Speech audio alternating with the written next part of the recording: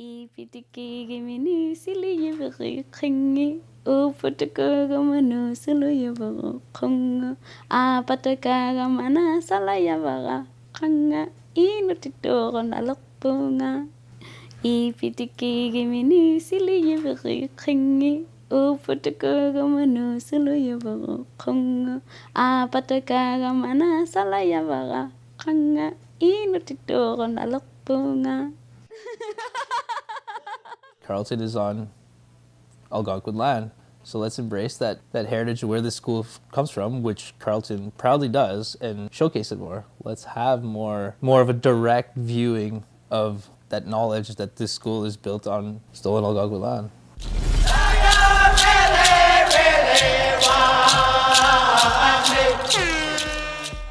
Okay, so I'm Sephora Mertz. Hi, my name is Ganada Zahorn. My name is Tila Mackay. My name is Daryl LaRue. Patricia Reynolds. Hi, I'm Rodney Nelson. My name's Emma. My name is Julie Grantham. Hi, I'm Dan Irving. Hi, I'm Bill Skidmore. My name is Holly LaForge. My name is Jill Greenwood. My name is Alan Ryan. My name is Matt Baston-Miller. My name is Rob Nettleton. Hi, my name is Tess LeBlanc. My name is Graham Schoenfield. Hi, I'm Christopher Ojic. My name is Geraldine King. My name is Donna Patrick. My name is Simon Brockapay. I'm an adjunct research professor in sociology and anthropology at Carleton University.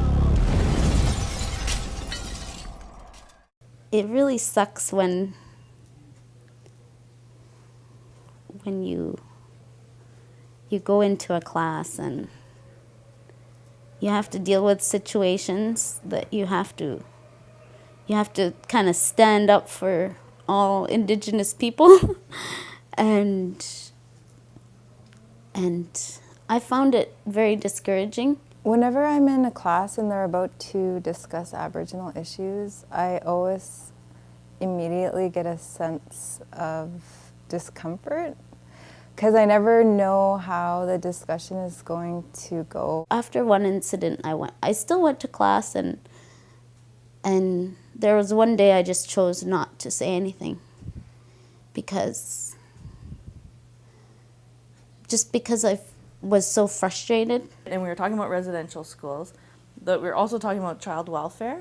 And I was one of my colleagues beside me. I was like, oh my God, I think I'm having a traumatic event right now because I was actually apprehended into the child services too. At times I feel like most students just speak from what they've read in textbooks and they really don't understand what it's like to be Aboriginal and the reality of our communities and our history. We were discussing one of the readings and the things that the author was speaking about, the abuse, the emotional and physical abuse that took place, not just in residential schools, so it's opening up a whole new chapter. And I would have been prepared for residential schools because I never experienced it myself, but I've, heard about it and learned about it, my family experiences with it. So I had a little bit more preparation, but when we started talking about the child welfare, I wasn't prepared for that. People just kept on making these general statements about Indigenous cultures and how they're dying out and they need to save all these things and language and I just got really frustrated. One of the students, realizing that I was an Indigenous person, really didn't recognize that fact and just, kind of blabbed her mouth and really offended me. And she was talking about how Aboriginal people were conquered and just along those sort of lines. I don't feel that my culture's dead or it's going anywhere. It's changed and I am who I am as an Inuk, but in a different environment. I kind of shook my head to myself, that's all I could do. Like, how dumb could this person be to say that? How, it was maddening. For a lot of people in the classrooms, it's a very personal subject. It touches them personally. So when we're talking about things like residential schools or the loss of language or racism or other things, discrimination against against Aboriginal students or Aboriginal people in general, a lot of them feel it deep inside and it's an emotional issue for them. Whereas in others, this is, to them, it's almost a historical analysis. It's something that happened in the past. When it comes to colonization, it's I find sometimes it's talked about in this very sort of factual, remote, kind of academic level, very sort of untouchable. And I found that it was different when I talked specifically with Indigenous students, because it was something that we could relate to, something that had impacted our lives. And it was hard to translate that for me into a group that had never experienced those things on a personal level. The students would talk about these issues and then apply some sort of theory that we're talking about in the class. And then once we're done talking, they would place that issue back on the shelf, and not realizing that there are people actually in this world that have to deal with those same issues on a day-to-day basis. Sometimes hard issues are coming out of this class, right? But you're connecting with them because you're Indigenous, so you relate to things because it's affected you personally, it's affected your family. So we had this video, and this video was so tough. And it reminded me of issues that my family had faced. And in an academic setting, you're supposed to learn about these hard issues and then write papers on it or reflect upon it in some sort of academic fashion. But for me, I can't separate the personal and the professional.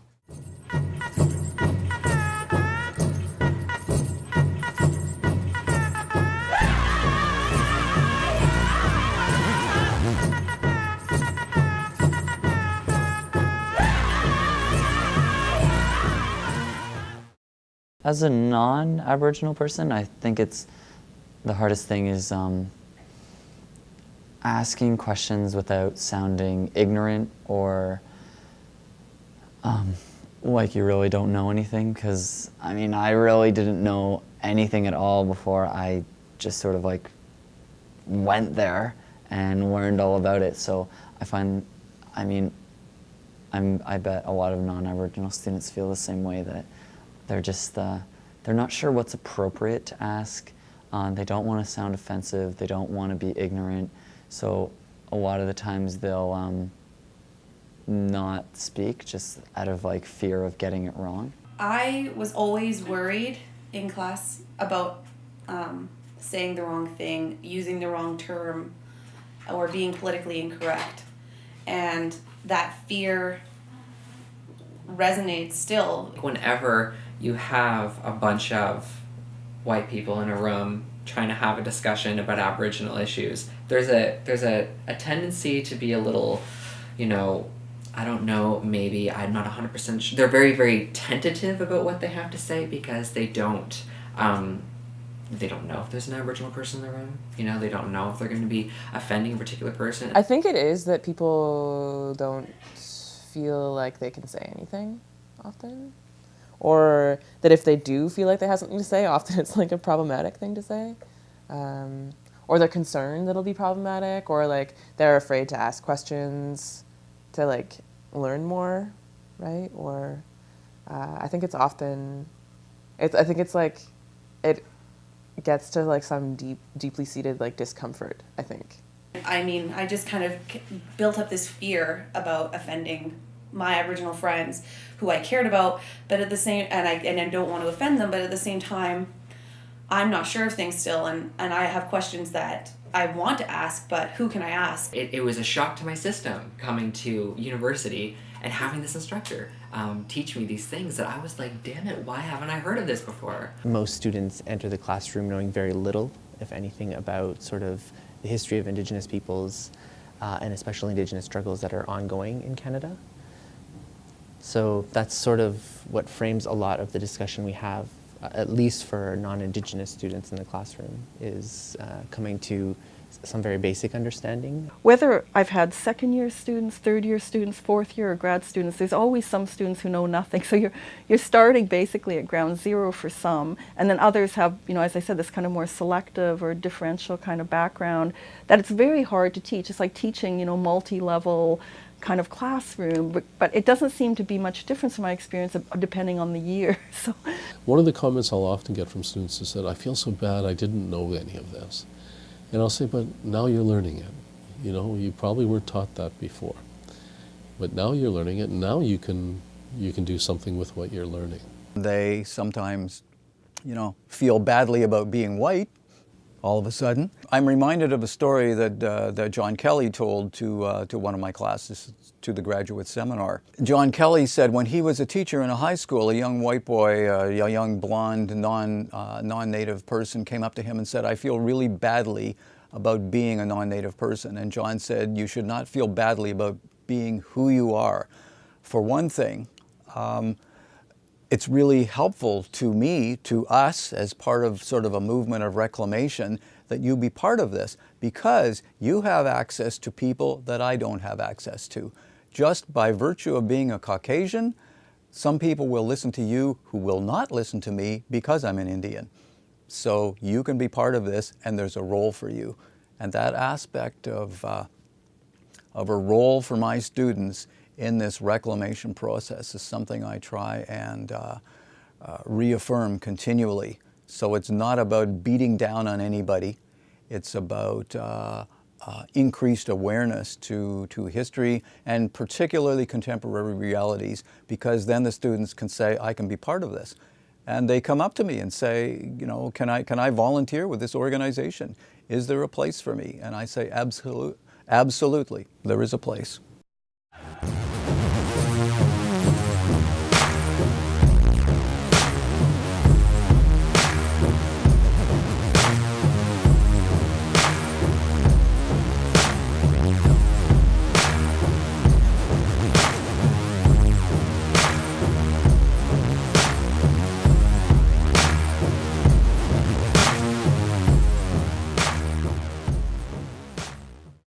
There's not a lot of resources for Aboriginal type content in my program, and this is also to say for when it comes to finding a practicum or a co-op, there aren't a lot of resources in the school for positions like that if a student's interested. So you're basically on your own to find one, and I had contacts, which is fine. I found an organization, I set it up, and I was accepted by the director there to come and partake in my placement there. But when I approached my supervisor on campus, she said, well, you know, you really have to be Native to work at a place like that, and, you know, why don't you do it here? I had mentioned that I had been a part of the opening ceremonies of the Olympics and met other Indigenous youth and things like that, and it to me, my experience meeting the youth, it was just tremendous, but I got cut off immediately, and I found almost that these students were they had read all my discussion papers, and I felt like how they were framing things was how anti-Indigenous of me to be a part of something like the Olympics. I was so hurt because I was sharing so much about me, and then I felt that judgment come from them, and that insinuation where my identity is up for discussion or criticism in some way.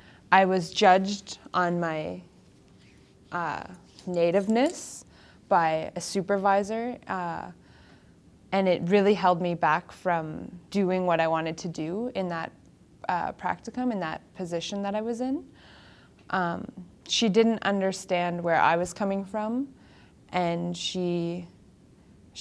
I don't know if she knew she had this effect on me, but it really screwed up my whole year, and I ended up not completing the practicum, and for various reasons, but I just kept thinking about what she said to me the whole time, even though I tried to forget. It kept coming up every day. Something happening and it's staying with them, you know, not being able to concentrate on assignments, not being able to, you know, they go home and that incident's with them. And that's how it was for me. I carried it with me for a month. More than outside of the classroom, these issues come up a lot more in an academic setting, which really surprises me because you think people are more aware of this and wouldn't be so judgmental.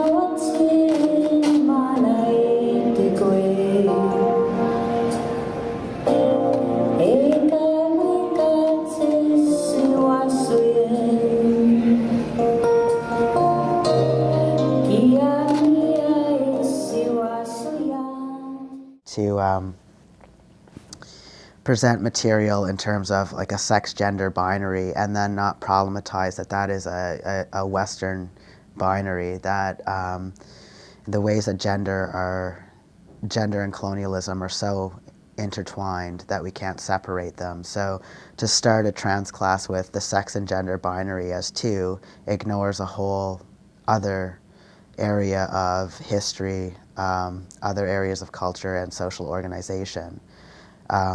To also talk about trans as being located within sex and gender and nothing else also ignores two-spirited experiences. Even among, let's say, First Nations, Métis, and Inuit people, there are then there's smaller groups within those groups, and I think that there's a propensity amongst particularly non-Aboriginal students, and I don't know, maybe faculty, but particularly students in the discussions that I've had in class, to group or to speak of Aboriginal people as one group and then the issues facing them as a simple set of issues facing a simple one group of people, whereas I think that it's a lot more multifaceted.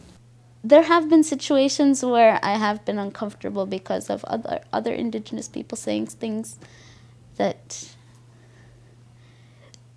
are offensive to other Indigenous groups, even to myself. Aboriginal students have different viewpoints. They're coming from very different backgrounds. So you can have debates in the same class that have two Aboriginal students that have two completely different viewpoints on the same issue. And it's very important to take that into account. You can't just blanket statement Aboriginal issues as Aboriginal issues. It's a lot more, it's not as black and white as the university wants us to see it in certain classes. I think professors have to be respectful of Aboriginal culture, and not just culture, but the cultures, because of course there's not just one. So you could easily say something about one Aboriginal culture, say Ojibwe would be different than somebody from the West Coast. So not that professors are obliged to know about those intricacies, but I think just be aware that there are differences amongst the cultures. They tend to just speak about status Indians, and the Aboriginal issue in Canada goes further than just status. There's non-status, there's the Métis, there's the Inuit. But I think there's a lot of stereotypes, and that's one of the things I think that we try to tackle early on. In any class that I teach, I deal with stereotypes very early on, and I think it kind of makes people question some of the assumptions that they have, because we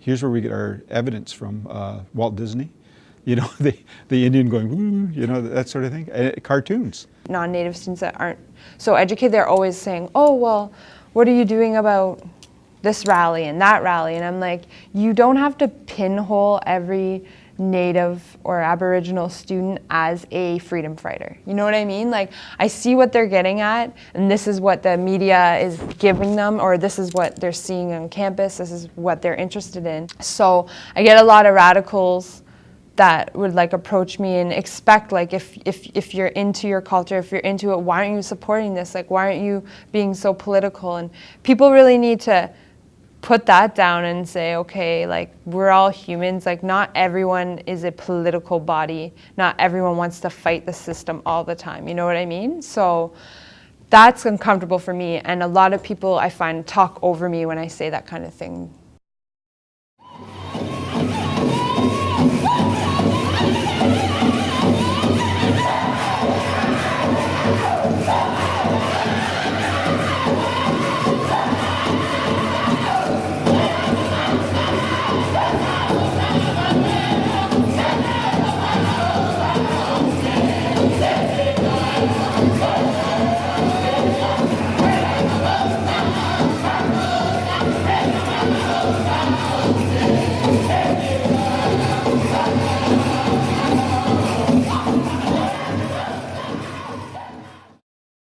I think another thing that I find somewhat unsettling in the class, and this happens in one of my classes, but it's happened in a number of my classes actually, is that students particularly will look to Aboriginal students for guidance on a particular, let's say, an issue or a set of issues, or pronunciation of a word, or clarification of an idea that may not have anything to do with their particular culture.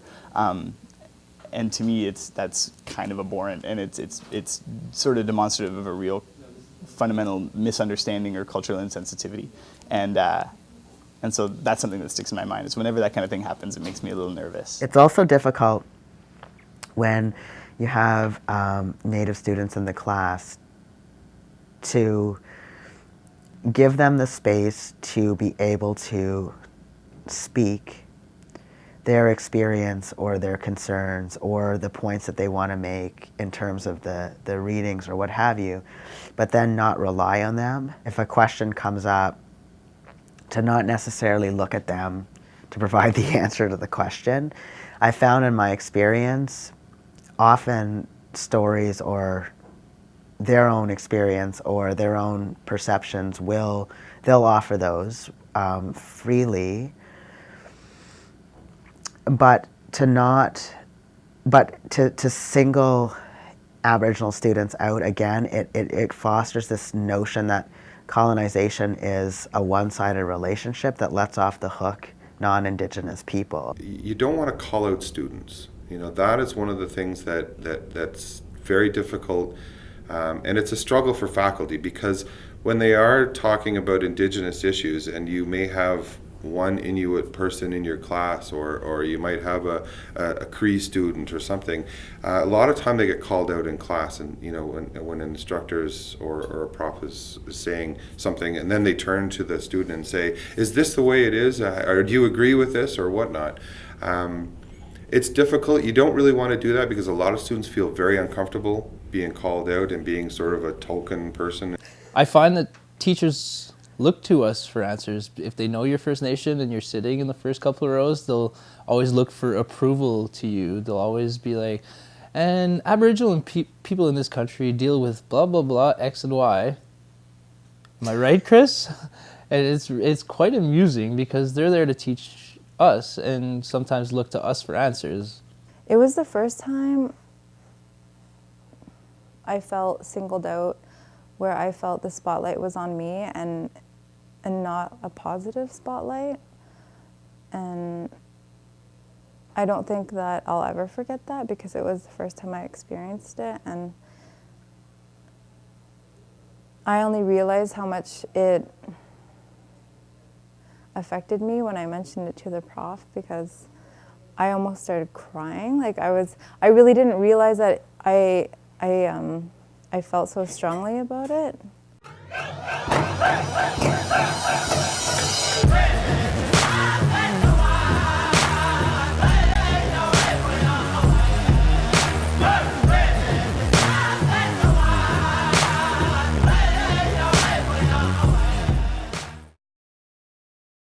What I tried to do in a tutorial was a role play, where that people were given different roles as a way of discussing residential schools, with an effort to try and kind of get inside how somebody would think about it. So it was students attending the schools, their family members, government officials, and I believe the fourth one was people working at the school, whether they were clergy or otherwise, with the teachers. And I had an Aboriginal student come to see me after, because she was quite distraught, because she said in this role play, other participants were just laughing, making a big joke of it. They weren't taking it seriously. And so in that case, I stopped doing it. The newspaper was kind of like this right-wing rant, and it was sort of like, oh, why are people learning this in school? Like, what the Inuit need are like skills that will get them employed. They don't need this cultural stuff. Like, why is the government paying for this? Like, why? I think that was sort of like the essence of that article. And then so the prof was kind of like,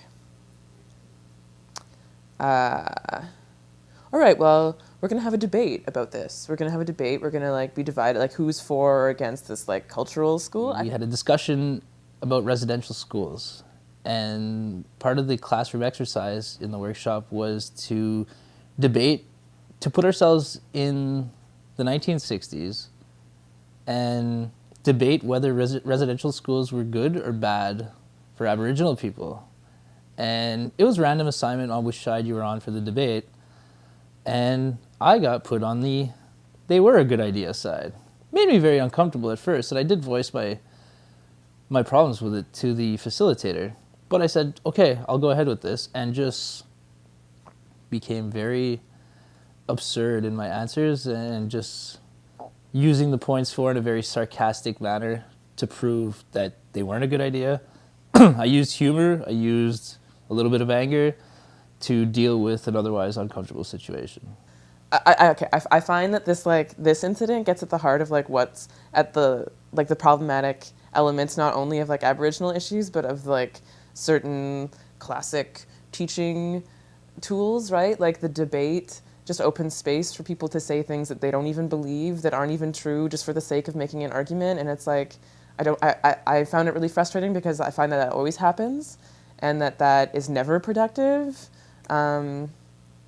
Anyways, but apparently in pretending to espouse ideas that you don't necessarily believe, you're supposed to learn something. The goal of the workshop is to help your debating skills and help your arguing skills. And putting me in the uncomfortable situation of defending something am very strongly against made me think in a different way for a very short period of time. It did make me uncomfortable, and the facilitator did give me the option of opting out and not participating when I voiced my concerns. But I chose to just because I thought I could have some fun with it, for one. But secondly, I thought it would be a good opportunity to further my debating skills. That being said, I don't think we should be having a debate about whether the creation of residential schools is a good or bad idea. I think I was on the side that was for the school, and there's a side that was against.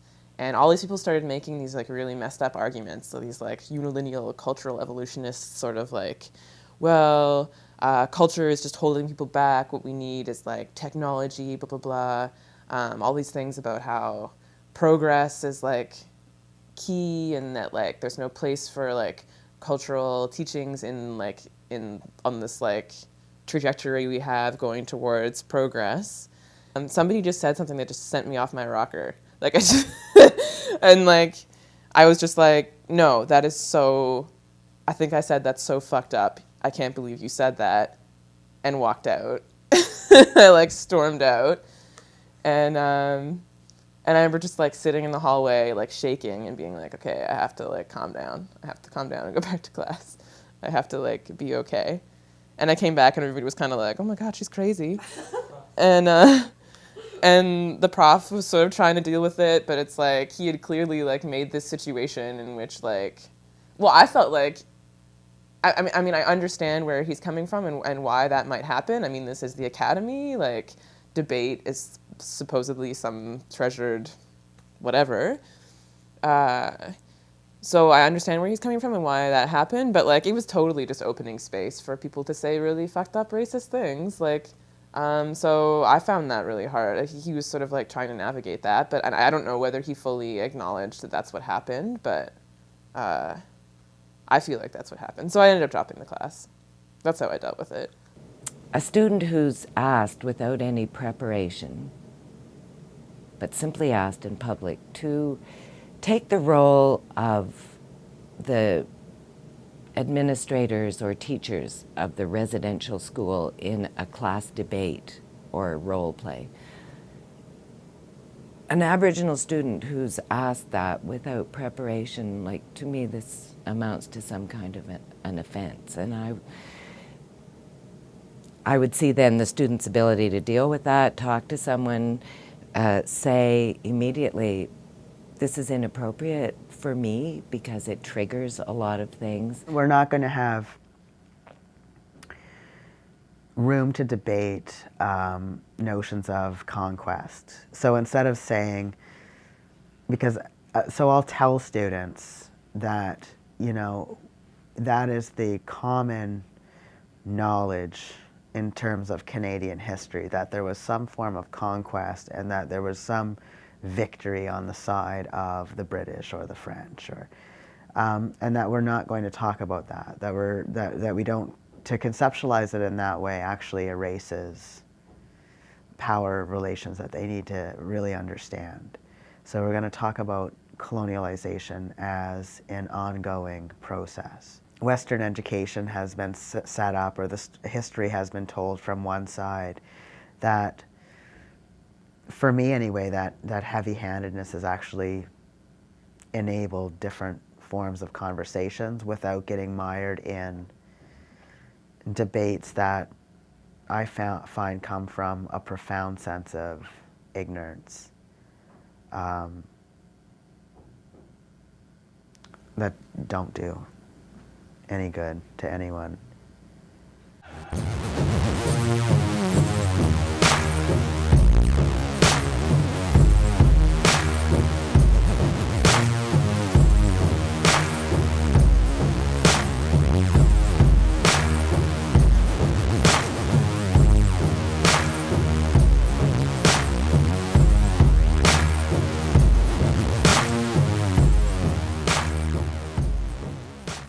For the majority of the professors here were not Indigenous. We actually only have 2 Indigenous identified faculty at Carleton, and we need more professors that would identify themselves as Indigenous or Aboriginal. And the challenges that poses is that it means that there's a lot more work placed on the non-Aboriginal profs to actually really historicize the work that they do, the material that they're teaching, to position themselves within the colonial history of Canada and the settler history of Canada, and to critically reflect on that position that they have. Because myself, here I am, a non-native person. Where do I get off talking about Aboriginal culture? You know, as any kind of authority. Where that authority comes from is from the people who've taught me, and the responsibility that they have given to me to use that knowledge responsibly and to share that with others. Because I'm not Indigenous, I struggle with this the same as many critical activists and scholars do, where what boundary can you actually have? What are your limits as to what you can talk about and what you can't, and knowledge that you can't assume that you have because you've read it in a few books. So I often will use materials like, in terms of residential schools, for example, we watch the documentary Muffins for Granny, and allow that to speak instead of a lecture on it.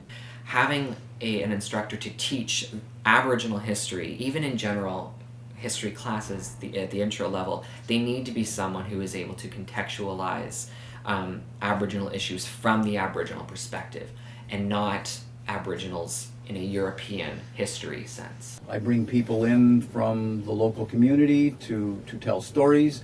I put a great emphasis on Aboriginal voices, those voices you haven't heard before, you don't hear in the media, the stories of people who are making a difference in the communities. Before I had any of these classes, I expected that there would be more guest speakers. And I think that an amazing way to start off the classroom or the semester would be to have a guest speaker from the Aboriginal community. I tend to have guest speakers anyway in all my units. I think they add, an immense amount of quality to a course. And I always get people who have either been the subject of human rights abuses or work on them, or often they're both. I would love to do a class in the teepee.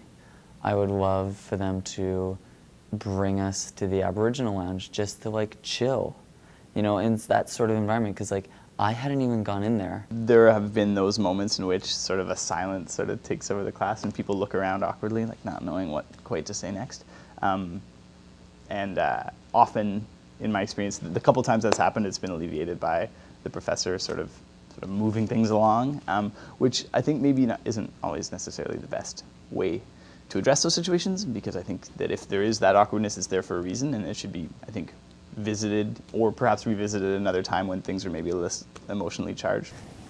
It was something that I felt like I wanted to address, but she went on to continue a bit with her point, and another student wanted to say something, so we kind of had a bit of a discussion, and I forgot. In managing this sort of classroom discussion, I didn't say anything about it. And then in the student comments, someone actually brought that up, when comments like that are made, that they would like for there to be some sort of a instructor response. I think it's so important that Indigenous epistemology is incorporated within academia. Indigenous ways of knowing, that is so integral. In my Indigenous classes, we would start each semester with smudging and prayer. And I find in Western classes, spirituality is a very separate thing. It's considered separate and you don't sort of mix the two. And there's not that discussion of spiritual concepts that is just a very natural, prevalent part of Indigenous knowledge and traditional values that I feel is sometimes missing in not just talking about Indigenous issues, but actually being able to live and experience those things in a classroom environment. In the last few years, I've started, whenever possible, starting off with a smudge in the classroom. I used to teach just next door over here where you can smudge, but a lot of classes you can't. But this year what we did was we went out to the teepee. I had 60 students, so we of course didn't go in the teepee, but we stood outside. So I think the students want that connection also, as well as the traditional teachings. They want to be able to understand traditional teachings that can be applied to their way of thinking and actually used as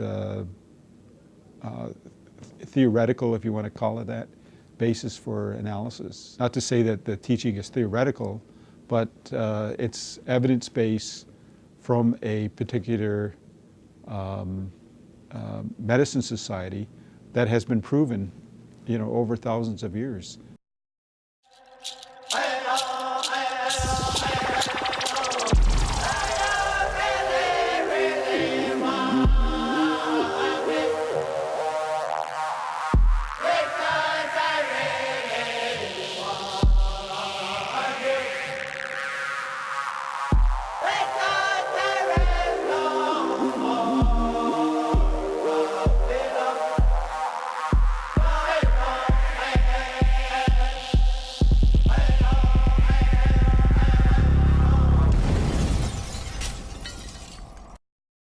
One of the things we wanted to do was set up a BA program in Indigenous Studies, and realizing there weren't enough courses around the campus that could comprise that BA, like enough courses with Indigenous content, and that are offered every year, that are regular, offerings of departments. So there's a lot of work to do with chairs of departments, directors of schools to bring in more courses. At the moment, there is no Indigenous Studies stream in Carleton, and I would like to see that occur. Hiring of more Indigenous scholars is another. I mean, there's an overwhelming underrepresentation of Indigenous faculty members. So I think the university has to attract more Aboriginal professors into the various disciplines. More Indigenous instructors and professors. There's a real lack of Aboriginal content in a program in Canada which focuses on social services. This is a big issue for me and a few students we've noticed. Like, how can you not talk about this population, whether the students are Native or non-Native? You're going to encounter these cultural differences and this history. And what's going on today. So it's really hard for me because I feel like as a social work student, there should be more content in this area. I don't know. I think the Public Affairs and Policy Management program should have a specialization that focuses more on Aboriginal issues, because there's so many issues that have been going on. It's always been an issue. I'm really surprised that there isn't a specific policy specialization, because they have 8 other specializations on, international issues, socialist issues. But I think a counselor, some type of a counselor or an elder, I know we do have the elder program here and stuff, but somebody that could be on call, for when those types of situations arise, I think that would be helpful. I'd like to see at least one full-time Aboriginal counselor in health services. It is incomprehensible to me that we do not have someone to call. Incomprehensible. Have I made that clear? So we've got the Centre for Aboriginal Culture and Education, and the farthest end of the campus, far away, we have 2 student lounges, one in a university centre as for services, and then the main Aboriginal lounge in another corner of a basement of another building. Then we've got on the 12th floor of Dunton Tower, where we have our Canadian Studies program. We have every Monday an Elders program. They use our lounge here. And on the 15th floor, other support services for Aboriginal students, such as like a bridging program or enriched support program, kind of a transition support year for students coming who want to take university level degrees, and it's sort of like their first year. There's also, counseling services, support services. All this should be under one building and one nice, like, centralized space.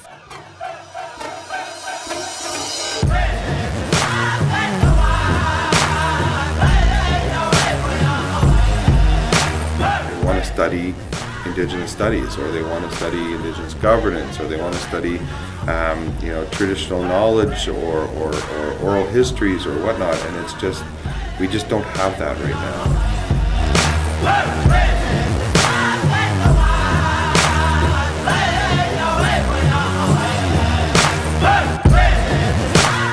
People want to take it as a major, and they want their own department.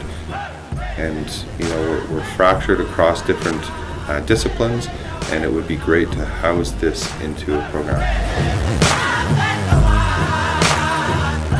I hope that everyone who watches this learns from it and takes it to heart, because as Aboriginals we always take it to heart.